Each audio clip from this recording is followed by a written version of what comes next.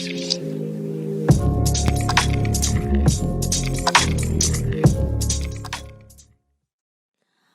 teman-teman semua, welcome back to my YouTube channel. Nah teman-teman, kali ini kita bakalan membahas kembali nih latihan soal tentang silogisme. Nah di video aku sebelumnya, aku udah membahas nih teman-teman untuk materi dan juga latihan soal silogisme part 1 dan part 2 yang ada kata sebagian, semua, kemudian jika maka. Nah, buat teman-teman yang belum nonton video part 1 dan part 2 aku, teman-teman bisa scroll ya. Sekarang kita berlatih lagi nih teman-teman. Soal-soal silogisme part 3. Oke, langsung aja ya teman-teman, kita masuk ke soal yang pertama. Tidak semua sarjana menguasai bahasa Perancis. Oke. Tidak semua sarjana sastra jurusan Perancis lancar berbicara bahasa Perancis.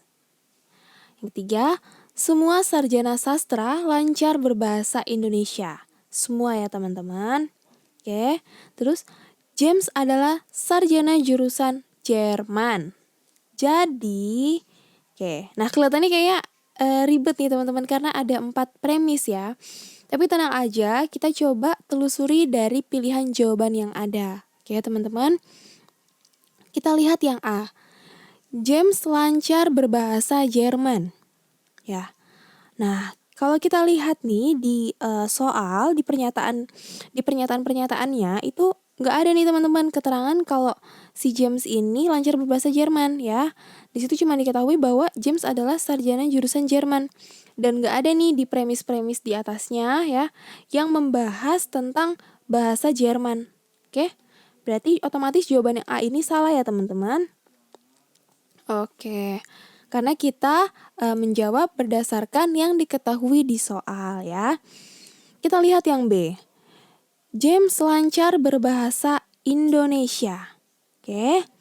Nah, kalau kita lihat nih teman-teman, si James kan sarjana jurusan Jerman ya. Nah, kalau kita lihat ke sini ya. Nih, ke sini. Oke. Semua sarjana sastra lancar berbahasa Indonesia. Berarti termasuk dong yang sarjana jurusan Jerman juga lancar berbahasa Indonesia. Ya, benar ya teman-teman? Berarti di sini James juga lancar berbahasa Indonesia. Oke, berarti jawabannya yang tepat adalah yang B ya teman-teman. Oke, coba kalau kita lihat ke C. James mungkin tidak lancar berbicara bahasa Rusia. Nah, sedangkan di soal ya, nggak ada nih teman-teman. Kata-kata bahasa Rusia nih nggak ada. Berarti otomatis ini salah ya, jangan mengada-ngada. Oke, yang D. James tidak mungkin lancar berbicara bahasa Jerman.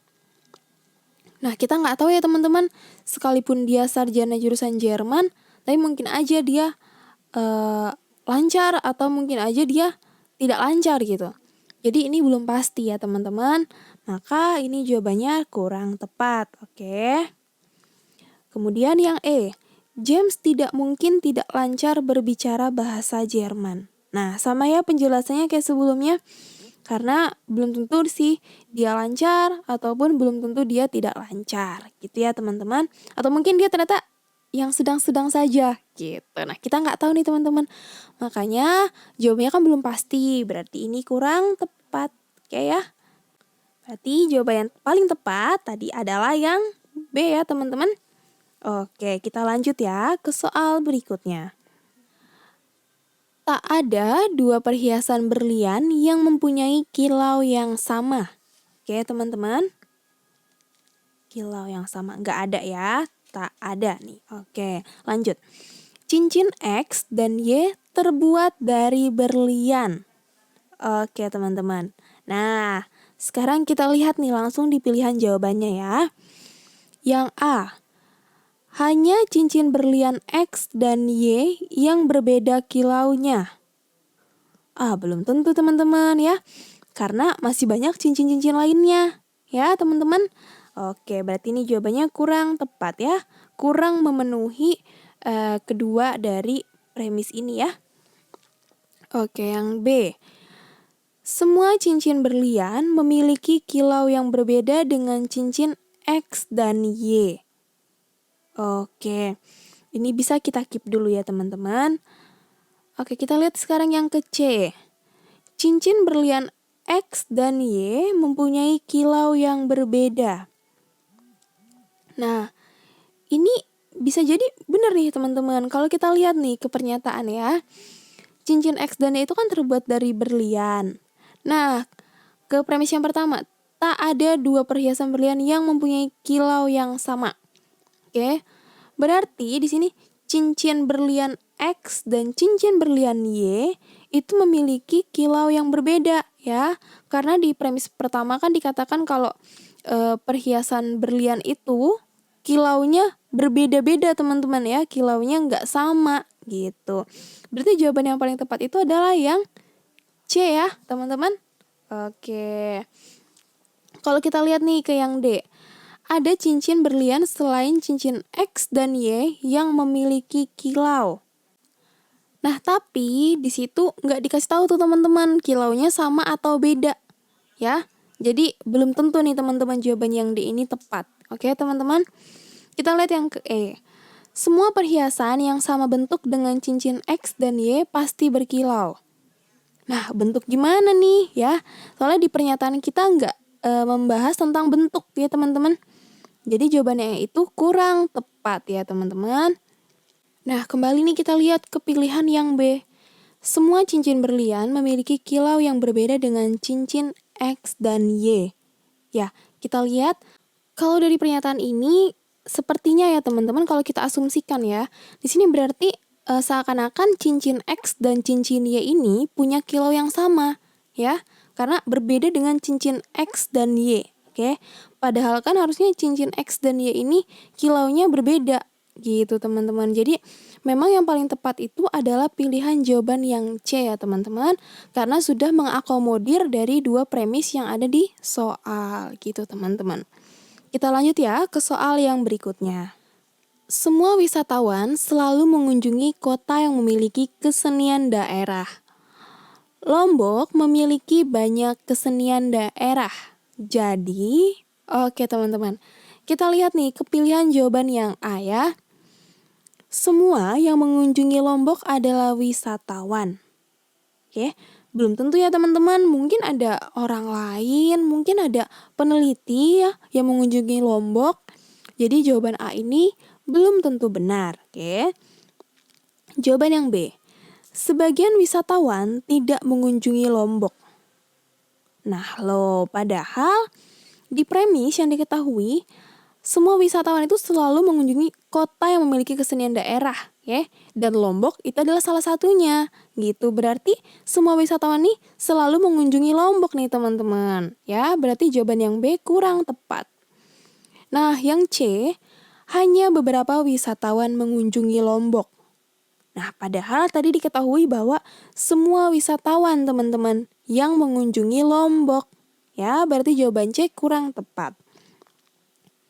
Kita lihat ke jawaban yang D. Semua wisatawan selalu mengunjungi Lombok. Nah, ini yang benar ya teman-teman. Karena tadi kan semua wisatawan ini selalu mengunjungi nih kota yang memiliki kesenian daerah. Dan Lombok memiliki banyak kesenian daerah, berarti semua wisatawan selalu mengunjungi Lombok. Oke teman-teman, berarti jawaban yang paling benar adalah yang D ya. Kalau yang E nih, beberapa wisatawan tidak selalu mengunjungi Lombok. Padahal semua wisatawan selalu mengunjunginya. Oke, berarti jawaban yang E kurang tepat ya teman-teman. Sekarang kita lanjut lagi ke soal yang berikutnya. Mencuri itu perbuatan yang jahat. Setiap pencuri wajib dipenjara. Valeri pernah mencuri sepeda 6 tahun yang lalu. Jadi, oke langsung aja kita lihat teman-teman ke pilihan jawaban ya. Valeri adalah penjahat. Oke, nah sedangkan teman-teman di premis yang diketahui, kita nggak ada nih membahas tentang penjahat ya. Sekalipun itu ada tulisan perbuatan yang jahat, tapi kita tidak membahas penjahatnya. Enggak teman-teman. Jadi jawaban yang A ini kurang tepat ya. Oke, kita lanjut ke yang B. Valeri wajib dimasukkan penjara. Nah, teman-teman, karena dia mencuri sepeda 6 tahun yang lalu nih ya. Nah, mencuri itu kan perbuatan yang jahat ya teman-teman. Berarti dia wajib dipenjara. Berarti jawaban yang paling tepat adalah yang B ya. Oke, coba kita lihat lagi nih ke pilihan bawahnya ya. Yang C. Valeri belum tentu seorang penjahat. Oke, nah kita nggak ada membahas soal penjahat ya teman-teman.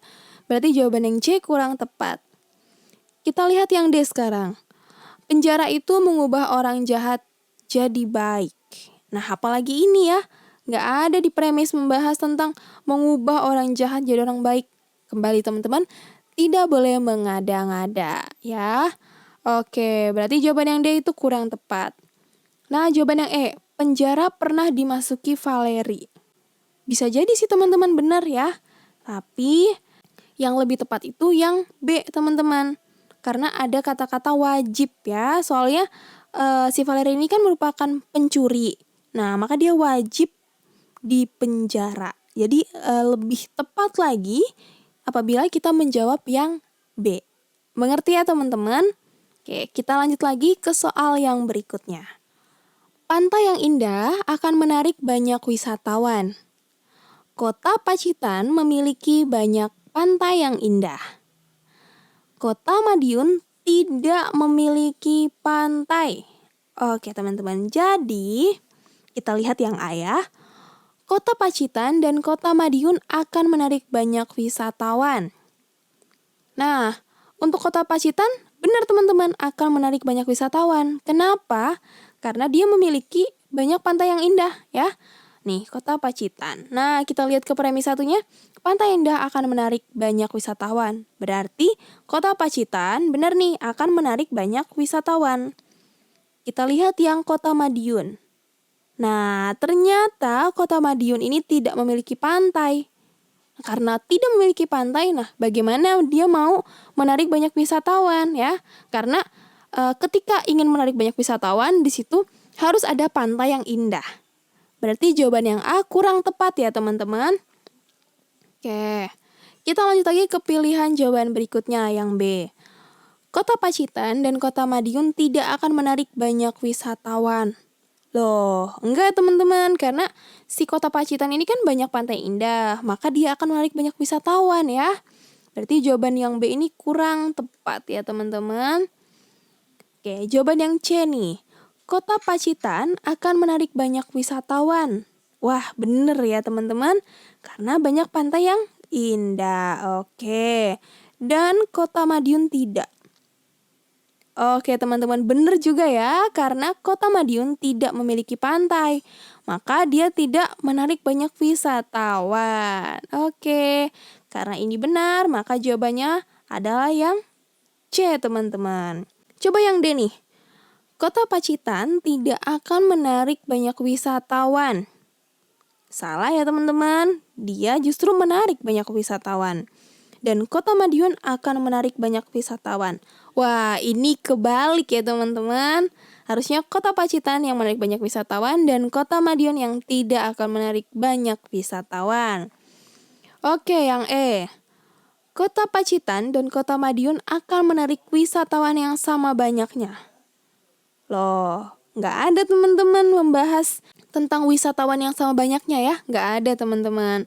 Nah, dan lagi pula juga Kota Madiun ini nggak memiliki pantai. Jadi kemungkinan besar wisatawan yang datang tuh lebih sedikit ya dibanding Kota Pacitan yang memiliki pantai yang indah. Oke, ngerti ya teman-teman? Di sini sih untuk soal-soal silogisme semacam ini memang teman-teman dibutuhkan konsentrasi ya. Biar bisa menarik kesimpulannya tuh dengan benar. Karena kan biasanya premis yang digunakan tuh bukan cuma satu ya. Bisa 3, 4, dan seterusnya. Oke, kita lanjut lagi nih teman-teman biar lebih paham lagi ya untuk soal-soal silogisme. Lanjut ke soal berikutnya. Jika seseorang anti korupsi, maka dia menjauhi gratifikasi. Oke. Tidak benar bahwa orang yang menjauhi gratifikasi hidupnya tidak tenang. Hidup Arif tidak tenang. Jadi, oke teman-teman, kita lihat yang A. Arif menjauhi gratifikasi namun hidupnya tidak tenang. Loh, justru kalau menjauhi gratifikasi, hidupnya akan tenang teman-teman ya. Dan lagi pula diketahui bahwa hidup Arif itu tidak tenang ya. Jadi kemungkinan besar dia ini tidak menjauhi gratifikasi ya teman-teman. Karena kalau menjauhi gratifikasi maka dia akan tenang teman-teman.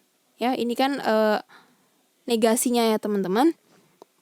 Oke, berarti jawaban yang A ini kurang tepat ya. Kita lanjut ke yang B. Arif menjauhi pemberian gratifikasi. Nah, justru kalau dia menjauhi pemberian gratifikasi, hidupnya itu tidak mungkin tidak tenang, teman-teman. Ya, sesuai dengan ini pernyataan yang di sini, pernyataan yang kedua, ya. Berarti jawaban yang B ini kurang tepat. Yang C kita lihat, teman-teman. Arif adalah orang yang anti korupsi. Nah, kalau dia anti korupsi, dia akan menjauhi gratifikasi. Ketika dia menjauhi gratifikasi, maka hidupnya tidak mungkin tidak tenang, teman-teman. Ya, berarti ini kurang tepat ya, teman-teman. Oke, kita lihat yang D. Arif bukan orang yang anti korupsi. Ya, benar ya, teman-teman. Ketika Arif bukan orang yang anti korupsi, maka dia tidak menjauhi gratifikasi. Oke, ketika dia tidak menjauhi gratifikasi, maka hidupnya tidak tenang. Oke, teman-teman jelas ya? Berarti jawabannya adalah yang D ya, teman-teman. Oke, kita lanjut lagi ke soal berikutnya. Jika suatu sarana merupakan sarana yang up to date, maka sarana itu harus dioperasikan dengan sistem yang modern. Ingat teman-teman. Jika sistem itu modern, maka sistem itu harus terkomputerisasi. Sarana X selalu masih dioperasikan secara manual dan belum terkomputerisasi. Maka, kita lihat yang A. Jika suatu sarana dikatakan menggunakan sistem yang modern, maka belum tentu sarana itu terkomputerisasi. Oke, teman-teman. Salah ya, teman-teman. Karena ketika dia modern, maka dia harus terkomputerisasi. Ya, berarti jawaban yang A kurang tepat. Kita lihat yang B. Sarana X merupakan sistem yang modern. Oke, sarana X. Sistem yang modern. Lah, kalau sistemnya modern, dia harus terkomputerisasi. Sedangkan di sini diketahui sarana X itu masih secara manual dan belum terkomputerisasi. Berarti jawaban yang B kurang tepat ya, teman-teman. Yang C nih, sarana X adalah sarana yang up to date. Oke. Nah, ketika sarana itu up to date, maka dia harus modern. Ketika modern, dia harus terkomputerisasi, teman-teman ya. P maka Q, kemudian Q maka R. Berarti aku tulis dulu ya, P maka Q maka R ya, teman-teman. Ini berarti kita coret nih. Berarti di sini jika sarana merupakan sarana yang up to date, maka dia harus terkomputerisasi. Oke. Sedangkan si sarana X ini belum terkomputerisasi. Berarti dia belum up to date, teman-teman. Kita coret ya, ini C salah. Oke, berarti kita lihat yang D nih. Sarana X bukan sarana yang up to date. Nah, inilah jawabannya teman-teman ya. Karena dia masih dioperasikan secara manual dan belum terkomputerisasi. Oke, jawabannya adalah yang D, teman-teman. Nah, sampai di sini nih teman-teman pembahasan kita tentang silogisme ya. Udah 3 part nih.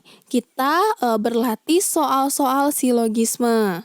Aku harap teman-teman bisa lebih paham ya dengan adanya latihan-latihan soal kita ini. Oke, nantinya aku bakalan tambahin lagi nih soal-soal tentang silogisme ya, biar teman-teman lebih paham.